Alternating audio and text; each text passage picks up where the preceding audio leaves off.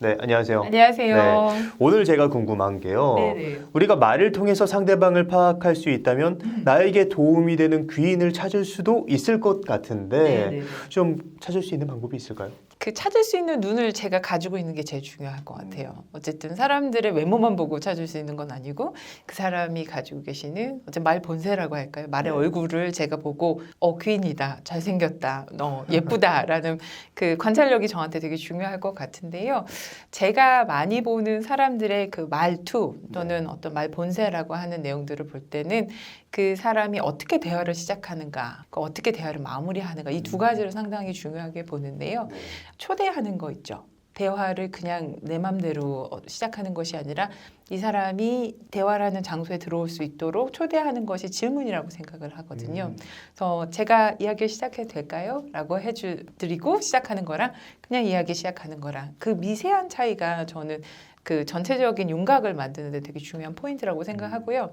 그리고 추임새나 이 사람과의 대화가 나한테 잘 들어가고 있다라는 걸 이 사람이 알아채실 수 있도록 제가 턱으로 듣는 거 또는 눈으로 듣는 거에 대한 포인트 그리고 더 나아가서 이 내용이 아주 중요하거나 조금 복잡한 일에 관련된 거다라고 하면 그냥 들으시는 것보다 약간의 메모를 하시면서 들으시면 훨씬 좋다고도 말씀드렸고요. 그리고 마무리에는 항상 질문으로 끝나는 것도 좋을 것 같아요. 질문으로 끝내라. 네. 오늘 대화 같이 나눠보면서 마음이 어떠셨어요? 아니면 이 이후에 대화 이후에 제가 조금 더 어떤 부분을 고민해 보면 될까요? 라고 해서 이 사람과의 대화가 오늘로써 분절되는 것이 아니라 네. 우리의 대화는 지속될 수 있고 그 지속 가능한 관계 안에 내가 있고 당신도 거기 있었으면 좋겠다라는 질문으로 끝나는 것도 괜찮은 방법이 아닌가 싶습니다. 결국엔 귀인이라는 건 한 번 보고서 기분 좋은 사이가 아니라 오랫동안 귀한 인연이 되는 거잖아요. 네. 그러면 이 인연을 만들어 나갈 수 있는 가능성에 대해서 내포한 말들을 저한테 주시면 그분 나는 올해 정말 너무 만나고 싶다. 그분이랑 어려운 순간에 있을 때 극복할 때 그분께 한번 말씀드리고 싶다라는 어떤 그런 서포트도 나눌 수도 있을 것 같아요.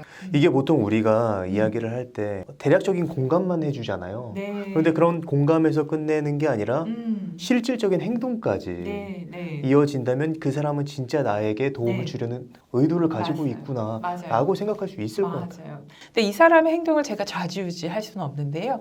행동을 할 수 있을 만큼의 호기심, 동기를 이끌어낼 수 있는 방법은 질문이거든요. 예. 그렇게 하면은 네 마음이 어떨 것 같아? 어떤 의미에서는 실제 그 상황으로 가셔야 되는 거는 앞에 계신 분이지만 그 상황으로 갈 수 있도록 제가 몇 번의 인도를 해보는 거죠. 그러면 그 대화가 실질적으로 그 사람이 이 대화 끝에 무언가를 할 수 있는 행동에 어떤 추진력을 올려줄 수 있는 포인트는 되고요. 예. 그 대화를 끝내고 나면 기억을 하는 거죠. 약속을 했거나 내용을 나눠주신 것들을 한 열흘 정도 있다가 문자를 한번 보낼 수도 있잖아요. 우리 같이 이야기한 거 있는데 그 이후에 그거 해봤어? 라고 물어볼 수도 있죠. 그냥 거기서 끝내는 게 거기서 아니라 끝내는 나중에 거. 네네네. 특히 일적으로 관련된 분들이라면 이런 팔로업이라고 하는 포인트도 꼭 같이 잡아주시는 거 좋고요. 내가 당신을 기억하고 있고 당신이 중요하다고 했었던 포인트들을 앞으로도 좀 온고잉하게 계속 지속적으로 도와줄 수 있는 방법들에 대해서 모색하고 있다. 그 문자 한 통이 사실 의미하는 것들이 그런 의미들을 함축하고 있다고 생각합니다. 한 번도 그런 문자를 받아본 적이 없는 것 같아요. 아, 그러니까 그러세요? 우리가 성인이 되고 나서 일적인 관계에서는 깊은 관계를 맺어나갈 수 없다라고 생각하잖아요. 그런데 만약에 그런 사람이라고 생각했는데 네. 문자로 그런 피드백을 준다? 네. 그럼 생각을 좀 달리 할 수 있을 것 같아요. 그럼요. 왜냐하면 대부분 다 증발되죠. 음. 대화라는 것이 그냥 그 순간에 나눴던 언어의 교환으로 증발되는데 그 언어가 저한테 또 상대방에게 어떤 의미가 되고 그 다음에 이 사람이 그 의미를 바탕으로 변화하려고 하는 거를 내가 지켜보고 있다는 건 엄청난 의미죠. 이게 이제 저는 그렇게 보는데 어떤 사람과 인연을 맺게 되면은 적어도 6개월에 한 번씩은 관련된 이메일을 보내거나 아니면은 안부를 묻는 것도 중요한 것 같아요. 사실은 1, 2년 동안 알고는 지냈지만 연락 안 한 친구분들도 있으시잖아요. 엄청나게 많죠. 네. 근데 이 세상은 좁고 그리고 저희는 언제 어디서 연결될 수 있는지 모르기 때문에 만약에 그분의 결이 나의 결과 비슷하고 그분을 언젠가 내가 도와드릴 수도 있고 그분의 도움을 받을 수 있다고 생각하면 의도적으로라도 6개월에 한 번씩 안부 문자를 보내거나 전화를 드리는 것도 저는 상당히 중요하다고 생각합니다. 그렇다면 나에게 도움이 되는 음. 사람이라고 판단할 수 있는 네. 말이나 혹은 네. 행동이나 이런 것들은 어떤 게 있을까요? 공감에 대한 포인트는 어쨌든 무시할 수 없는 것 같아요. 어떤 의미에서 공감이라는 단어 들으면 되게 지겹다라고 약간 좀 생각하시는 진부하다는 느낌이 들긴 진부하죠. 해요. 네, 근데 감정을 제외하고 논리로만 사람은 설득되진 않거든요. 그러니까 그 사람이 가지고 있는 감정을 읽어주는 것. 역시나 이것도 약간의 논리적인 기술이 좀 필요한데요. 그 사람이 가지고 있었던 나 그때 너무 아팠어라고 얘기하거나 나 그때 너무 기분 나빴어. 그때 그 되게 상처가 됐잖아라고 할 때 그때 그게 그러면 기분이 나빴다는 거구나. 방금 한 말인데 제가 그냥 되짚어 주는 것 뿐이거든요. 그럼 맞아 라고 하면 내가 당신의 말을 역시나 듣고 있고 그 부분에 대한 공감의 키워드를 막 일부러 공감하려는 게 아니라 그 썼던 단어들을 똑같이 한 번만 반복해 주시는 것만으로도 대화 시작점이 좀 좋고요. 그 다음에 공감만 끝나면 그래 뭐 힘들었겠다 뭐 사실 그것만으로도 행복할 수 있는 분은 많지 않아요. 그래서 공감 이후에는 그다음 기다리거든요. 예. 공감해줬으면 그 사람이 나한테 뭔가를 더 말해주지 않을까라는 기대감이 있기 때문에 그런 문제라면 넌 어떻게 해볼 수 있을 것 같아? 이런 사람을 다시 만난다면 그때는 어떻게 반응할 것 같아? 라고 해서 지금 당신이 느끼고 있는 감정에 대해서 내가 충분히 이해하고 있는데 상황을 조금 더 분석적으로 보려고 내가 도와주려고 한다. 그때 너는 어떤 것들을 해결할 수 있을까에 대해서도 같이 물어봐 주시는 게 좋죠. 한 걸음 더 나아가는. 한 걸음 더 나아가는 그 문제에 계속 잔존하고 싶다고 이 대화를 하지는 않을 거거든요. 결국에 누군가에게 상처를 받거나 또 연인과의 어떤 헤어짐을 당했거나라는 상황이 있다면 나 그때 너무 괴로웠어. 그녀가 또는 그가 너무 미웠어라는 이야기 끝에는 근데 난 어떻게 해야 되지라는 것들이 사실은 함축되어 있죠. 그 이야기를 꺼내놓지 못한다고 하더라도 앞에 있는 분이 그래서 너의 낮아진 에너지를 어떻게 지워줄 수 있을까라는 그 다음에 자연스러운 해결점에 대해서 한두 개만 묻는다고 하면 그 사람의 의도가 상처받은 나에서 이런 상처를 반복하지 않겠다는 나로서 조금씩 화제 전환 조금 될 수 있을 것 같아요. 그러니까 그런 부정적인 감정에만 머무는 게 아니라 네. 그걸 내가 이제 알았으니까 네. 더 우리가 좋아지자 네. 라고 말해줄 수 있는 사람. 네, 그 방법에 대해서 내가 알고 있는 방법을 그냥 뿌려드리는 게 아니라 너는 어떤 방법이 있는지를 제가 다시 역설적으로 여쭤보는 거죠. 물어보는 거죠. 그러면 이 사람이 내놓는 방법들 중에서 제가 듣고 나눈 것 중에 어떤 방법이 너한테 가장 편안할 것 같아? 라고 물어봐 주는 것만으로도 편안한 방법이라고 해서 저의 화제가 전환이 될 수 있잖아요. 그러니까 시작점은 헤어진 연인 때문에 또는 뭐 상사 때문에 괴로운 나지만 마지막에 대화 끝은 그 상사 때문에 죽겠다는 나가 아니라 이런 상사와 잘 지낼 수 있는 방법이 있을까? 결국에는 문제 안에서 한 반발짝은 나아갈 수 있는 부분까지는 대화를 통해서 만들어 볼 수 있을 것 같아요. 결국에는 공감을 통해서 사람이 충분히 아플 수 있다는 거에 대해서는 이해는 해주시지만 거기서 끝나지 마시고 그러면 그 상황을 변화시키는데 어떤 걸 해볼 수 있을까? 이 정도만 만들어 주셔도 그 사람에게는 그 질문이 그날 저녁까지 남아있을 수 있거든요. 그 다음날에는 다시 그 대화로 새로운 포인트를 좀 만드실 수 있지 않을까 이렇게 생각합니다. 반면에 나에게 좋은 말을 한다고 해서 그 사람이 무조건 나의 귀인이야 라고 할 수도 없을 것 같은데 네. 좀 그런 부분에 대해서 판별하는 기준 같은 게 있을까요? 일단 칭찬에 어떤 알맹이를 담고 있는지를 한번 들어보는 게 좋을 것 같아요. 그러니까 저희 뭐 영혼 없이 이야기한다고 이야기하는 그런 관용어구가 있는 것처럼 네. 이 사람이 말해준 칭찬이 정말 얼마나 진실한지에 대해서 한 번만 생각해 보면은 조금 다르게 느껴질 때 있거든요.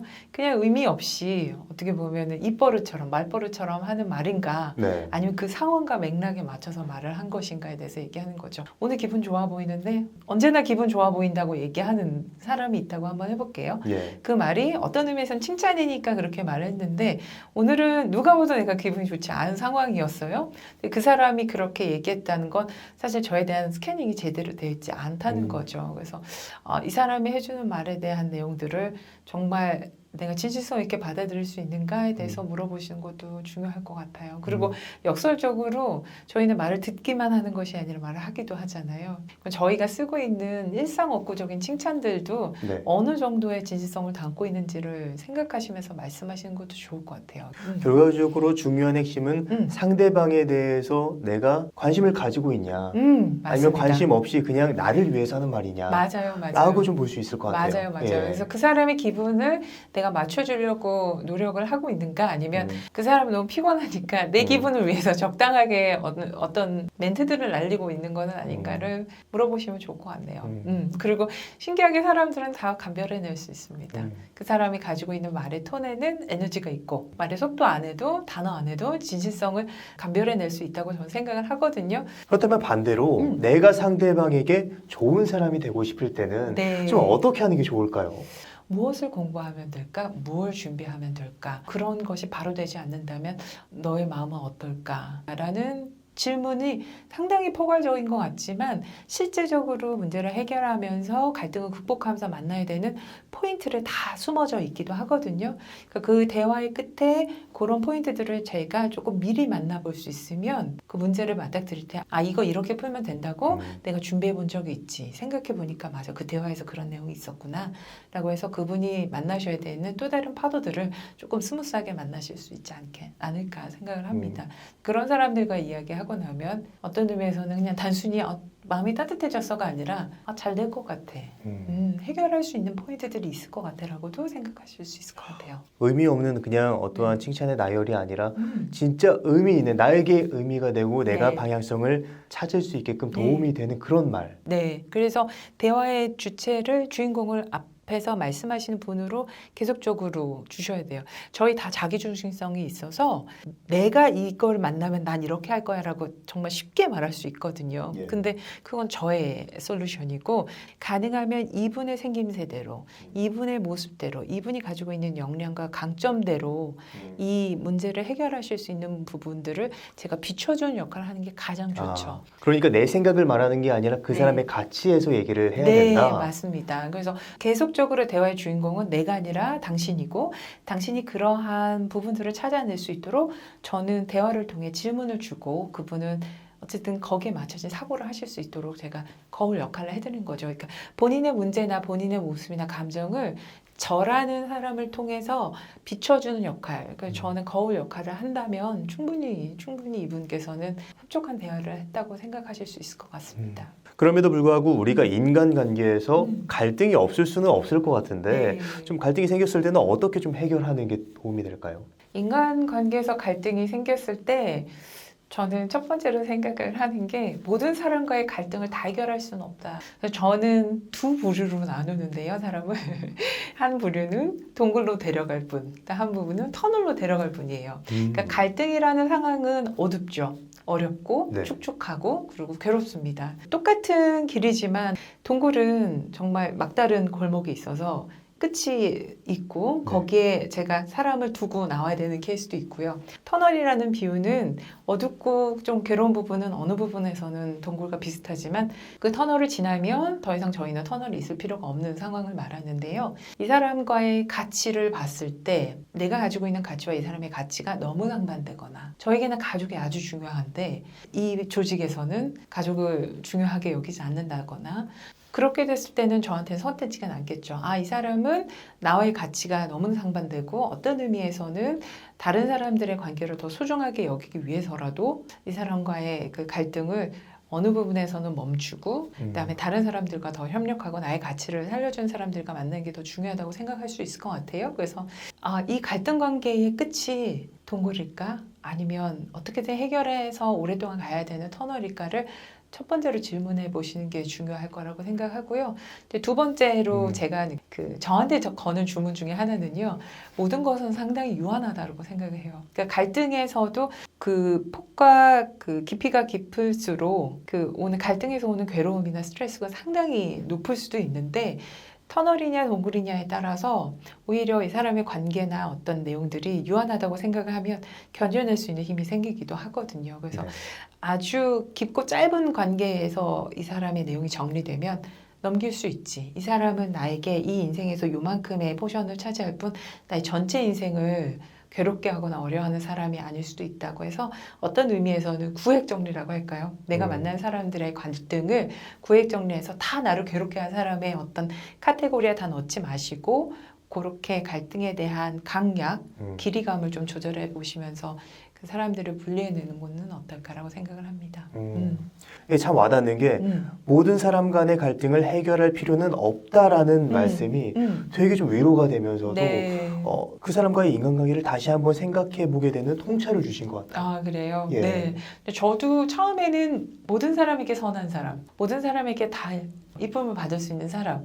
근데 그게 제가 사회 초년에서 겪었었던 어떤 어려움들이었던 것 같아요. 그러니까 누구나에게 다 선한 사람으로 비춰질 필요가 없고 저희가 최대한의 선함을 보인다고 하더라도 모든 사람들이 똑같이 이해할 책임과 의무가 없다는 걸 알고 나서는 내가 소중하게 여기고 오랫동안 관계를 가질 수 있는 사람들을 선택한다는 것에 대한 자유로움을 느끼기 시작을 했거든요.